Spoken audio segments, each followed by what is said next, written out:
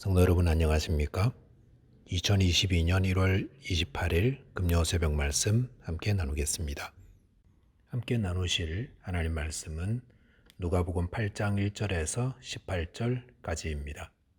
본문에서는 예수님이 이 땅에서 어떻게 하나님 나라를 세워가시는지를 보여주고 있습니다. 본문을 통해 하나님은 은혜 받은 자를 통해 그리고 말씀을 통해 하나님 나라를 세워가심에 대해 묵상하겠습니다. 첫째 묵상할 내용은 하나님은 은혜 받은 자를 통해 하나님 나라를 세우신다는 것입니다. 본문 1절에 보시면 그 후에 예수께서 각 성과 마을에 두루 다니시며 하나님 나라를 선포하시며 그 복음을 전하실새 12제자가 함께 하였다고 하였습니다. 본문의 말씀은 예수님의 2차 갈릴리 사역을 기록하고 있습니다. 7장까지 해서 예수님은 병든 자를 고치고 죽은 자를 살리시며 또 죄인을 용서하시는 사역을 하셨는데 그에 반해서 8장부터는 주로 마을들을 순회하시면서 복음을 전하시는 사역을 하고 계십니다. 본문 2절과 3절에 보시면 또한 악귀를 쫓아내심과 병고침을 받은 어떤 여자들 곧 7 귀신이 나간 자 막달라인이라 하는 마리아와 헤롯의 정직이 구사의 아내 요한나와 수산나와 다른 여러 여자가 함께하여 자기들의 소유로 그들을 섬기더라 라고 하였습니다. 여기서는 예수님 사역을 도왔던 여자분들의 이름들이 소개되고 있습니다. 그런데 여기 소개되는 사람들 모두 어떤 자들입니까? 악귀가 나가고 병고침을 받은 여자들이라 하였습니다. 이것은 이 여자분들이 모두 예수님의 은혜를 입은 자라는 것을 말씀하고 있습니다. 7 귀신 들린 자가 어떻게 바른 삶을 살 수 있겠습니까?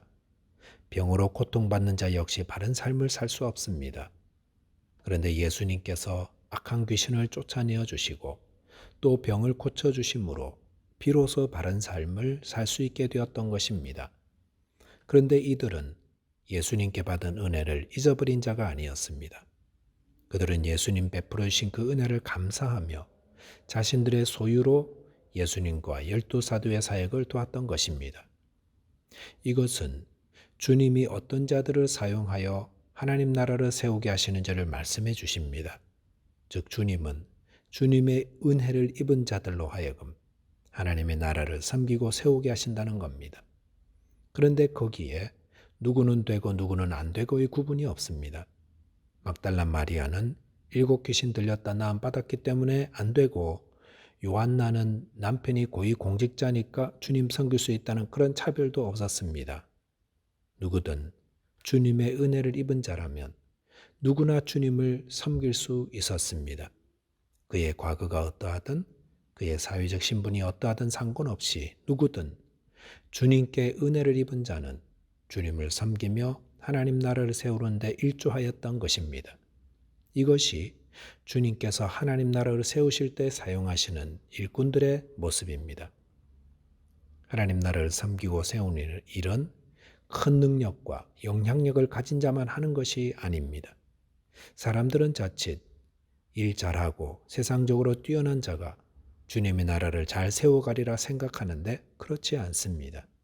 주님의 나라는 누구든 주님께 받은 은혜를 감사하여 자원함으로 섬기려 하는 그런 자를 통해 세워가십니다. 은혜에 감사하여 섬겼던 대표적 사람이 바로 사도 바울 아닙니까? 그는 고린도전서 15장 10절에서 그러나 내가 나 된 것은 하나님의 은혜로 된 것이니 내게 주신 그의 은혜가 헛되지 아니하여 내가 모든 사도보다 더 많이 수고하였으나 내가 한 것이 아니요 오직 나와 함께 하신 하나님의 은혜로라라고 하였습니다. 바울은 내가 나 된 것은 하나님의 은혜로 된 것이라 하였습니다. 그리고 그 은혜가 헛되지 아니하도록 더 많이 수고했다고 했습니다. 은혜에 감사하여 주님을 섬겼다는 것입니다. 그리고 이렇게 수고하여 얻게 된 결과 역시도 다 하나님의 은혜라고 고백하였습니다. 하나님은 이렇게 받은 은혜에 감사하여 섬긴 자들을 통해서 하나님의 나라를 세워가십니다. 저와 여러분께서 나의 죄를 용서하시고 하나님 자녀 삼아주신 그 은혜에 감사함으로 하나님을 섬기며 주님의 나라를 세워가는 자 되시기 바라겠습니다.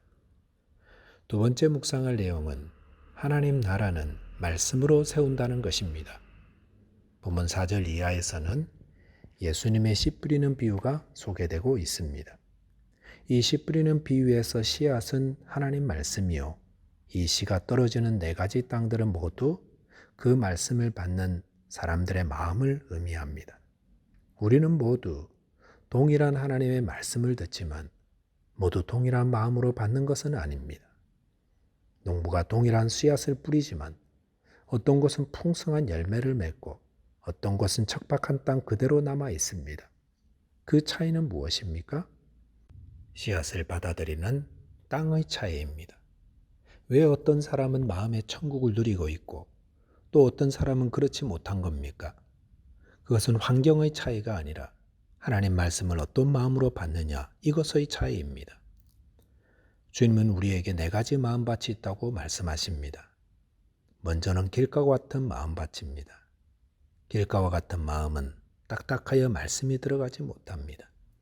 인간적인 교만, 불신, 나태함, 세상 욕심이 가득할 때 마음은 딱딱하여 하나님 말씀을 받아들이지 못하고 마귀에게 그 말씀을 빼앗겨 버립니다. 말씀을 깨닫지도 못하고 아무 감동도 없다면 자신의 마음에 있는 딱딱함을 깨뜨리도록 주님의 도움을 구해야 합니다. 둘째는 바위가 많은 돌밭과 같은 마음입니다. 이곳에는 믿음의 뿌리가 깊이 내려가지 못합니다. 이런 마음은 하나님 말씀을 믿어도 조금만 믿습니다. 기쁨으로 주님을 섬기지만 조금만 섬깁니다. 자기 한계를 다 정해놓고 주님은 여기까지만 오시고 그 이상 오시면 곤란하다고 문을 잠궈버립니다. 자칫 예수 믿는 일로 내 삶에 손해가 생기면 여지없이 믿음을 포기해버리는 자들입니다. 이런 마음밭을 가진 분들은 자기 안의 의심과 두려움을 제거해달라고 주님의 도움을 구하시기 바랍니다. 셋째는 가시떨기에 떨어진 씨앗입니다. 이런 마음은 말씀을 기쁨으로 받지만 이생의 염려와 재물과 향락의 기운이 막혀 온전히 결실하지 못하는 자라 하였습니다. 이것은 어떻게 먹고 살아야 하나, 이러다 잘못되면 어떡하나에 대한 염려와 세상의 성공과 부귀 영화의 마음이 빼앗겨서 온전히 믿음으로 살지 못하는 것을 말합니다. 믿음의 기운이 쑥쑥 올라가려면 주님의 말씀을 신뢰함으로 세상의 염려는 주님께 맡기고 세상의 쾌락과 성공은 절제하면서 전심으로 주님을 따라야 하는데 그러지 못한다는 것입니다. 15절에 보시면 좋은 땅에 있다는 것은 착하고 좋은 마음으로 말씀을 듣고 지키어 인내로 결신한 자니라라고 하였습니다. 하나님 말씀이 우리 마음에서 결실하려면 착하고 좋은 마음밭으로 받아야 합니다. 그리고 그 받은 말씀을 지키되 인내할 때에 좋은 결실을 맺게 됩니다. 16절에 보시면 누구든지 등불을 켜서 그릇으로 덮거나 평상 아래에 두지 아니하고 등경 위에 두나니 이는 들어가는 자들로 그 빛을 보게 하려 함이라라고 하였습니다. 16절 이하의 말씀은 복음을 받은 자가 어떻게 그것을 전해야 하는지를 말씀하고 있습니다. 복음은 등불과도 같습니다. 그러므로 복음을 받은 자는 그것을 내 안에 감투어 주지 말고 전해야 합니다. 그럴 때 그것을 듣는 자의 삶에 천국이 임하게 되는 것입니다. 18절 보시면 그러므로 너희가 어떻게 들을까 스스로 삼가라 하였습니다. 천국은 하나님 말씀을 받는 태도에 좌우됩니다. 착하고 좋은 마음으로 말씀을 받는 자의 삶에 천국이 임하게 되는 것입니다. 말씀을 정리하겠습니다. 천국은 주님의 은혜에 감사하는 자를 통해 세워집니다. 또한 천국은 하나님의 말씀으로 세워집니다. 저와 여러분께서 주님께 받은 은혜에 감사함으로 하나님 나라를 위해 섬기며 또 착하고 좋은 마음으로 하나님의 말씀을 받아 인내로 결신하며 또 그것을 전하는 자 되시기 바라겠습니다. 기도하겠습니다. 하나님 아버지, 어둠 속에 있던 저희에게 은혜의 빛을 비추어 구원하여 주신 주님, 주님의 은혜에 감사드립니다. 이 은혜를 따라 주님을 섬기는 자 되게 하여 주옵소서. 또한 착하고 좋은 마음으로 하나님 말씀을 받아 그 인내함으로 결실하게 하시고 그 복음을 전하는 자 되게 하여 주옵소서. 예수 그리스도 이름 의지하여 기도하옵나이다. 아멘. 네, 오늘도 주 안에서 승리하는 하루 되시기 바라겠습니다. 감사합니다.